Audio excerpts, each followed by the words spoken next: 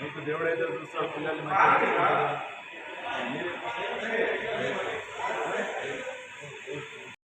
టౌన్లో minority model school రావడం జరిగింది. ఎందుకంటే ఈ మైనార్టీ మోడల్ స్కూల్ పిల్లలకు ఏ విధంగా భోజనం పెడతారు, ఏ విధంగా చదువులు చెప్తారు, వాళ్ళు ఏ విధంగా ఆ పిల్లలు ఉన్నారు తెలుసుకున్నామని ఇక్కడికి రావడం జరిగింది. కానీ ఇక్కడికి వచ్చినాక ఇక్కడ ఉన్న పిల్లలందరూ కూడా చాలా సంతోషంగా ఉన్నారు. ఎందుకంటే ఇక్కడ ఉన్న టీచర్స్ వాళ్ళని మంచిగా బోధిస్తారు.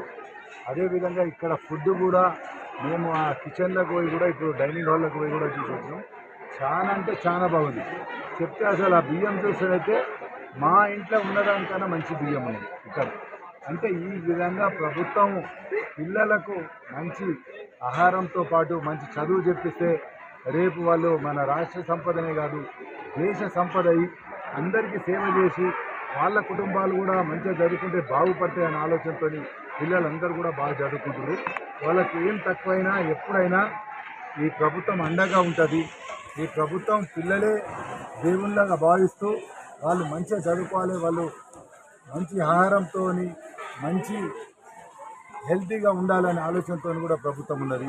అందుకోసమే ఒకసారి చూసుకోవడం, పిల్లలతో కలిసి భోజనం చేద్దామని ఈరోజు ఇక్కడ రావడం జరిగింది. ఇక్కడ ఉన్న కొందరు నాయకులు పనికిరాని నాయకులు, పని లేని నాయకులు అన్నంలో పురుగులు వస్తున్నాయి అనే విధంగా నిన్న ఒక పేపర్ స్టేట్మెంట్ వచ్చింది. అది తప్పు. ఎందుకంటే మీరు వచ్చి చూడండి, మీరు ఎప్పుడు వస్తారో మీతో పాటు మేము కూడా వచ్చేస్తాం, ఆ పిల్లలతో కలిసి భోజనం చేద్దాం.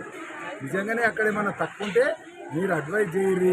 వాళ్ళ పిల్లలకు ఇంకేమన్నా మెరుగుపరిచే విధంగా ఉంటే మీరు చెప్పింది తప్పక మేము స్వీకరించి ఆ పిల్లల భవిష్యత్తు మేము అందరం కలిసి వాళ్ళని మంచి బాటలు నడిపించే విధంగా ఉండాలి. కానీ మన మంచిగా వాళ్ళకు అన్ని రకాల మంచిగా ఉంటే కూడా వాళ్ళని మంచిగా లేరు అని వాళ్ళ మానసిక స్థైర్యం దెబ్బతీసే విధంగా మీరు మాట్లాడొద్దని మీకు మరొకసారి మా పత్రికా సోదరుల ద్వారా విన్నవించుకుంటున్నాం.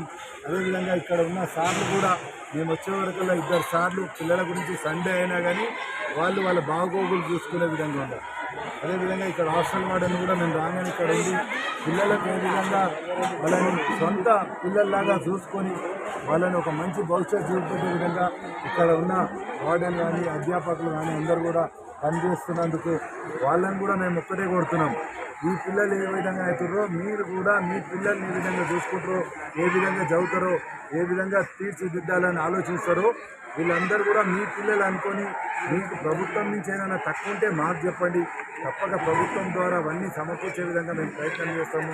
ఈ పిల్లల్ని కూడా కోరుతున్నాము, మీకేమైనా తక్కువ గిట్ట ఎప్పుడైనా ఉంటే ఇక్కడ ఉన్న మీ టీచర్లకు చెప్పారు. ఇప్పుడు చెప్పారు మాకు సమస్య ఏంది, తొందరనే నిన్న 6:30కే తినబెడుతున్నాం, పొద్దున 8 గంటలకే తినబెడుతున్నాం, అది ఇబ్బంది అవుతున్నాం. తప్పక ఆ సమస్యను కూడా మన అదృష్టం కొద్ది ఇవ్వాలా. కలెక్టర్ గారు మంచి కలెక్టర్ ఉన్నాడు మనకు. మీ ఎడ్యుకేషన్ పెద్ద ఆయన వెంకటేశం గౌడ్ కూడా మీలాగా ఒక హాస్టల్లో చదువుకొని ఈ స్థాయికి వచ్చిండు. ఆయన ఒక స్ట్రీట్ లైట్స్ కింద చదువుకొని మంచిగా చదివి ఇవాళ మనందరికి కూడా ఏం అవసరం ఉన్నాయో చూసే అంత పెద్ద అధికారైంది. అదేవిధంగా ఇప్పుడున్న మన ముఖ్యమంత్రి రేవంత్ అన్న మీరందరూ బాగుండాలని వాళ్ళ బాగోగుల గురించి మమ్మల్ని ఎప్పుడు కూడా చెప్తుంటారు. పిల్లలకు ఏ విధంగా చదువు చెప్పాలి, పిల్లలు ఏ విధంగా బాగుపడాలని. తప్పక కాంగ్రెస్ ప్రభుత్వం మీ అందరి మంచి గురించి ఎప్పుడు కూడా కష్టపడుతుంది, ఎప్పుడు కూడా మీకు తక్కువ కూడా చూస్తుంది. కానీ మీరు అందరూ చేయాల్సింది ఏంటి, మంచిగా చదువుకోవాలి. ఎవరి కాలం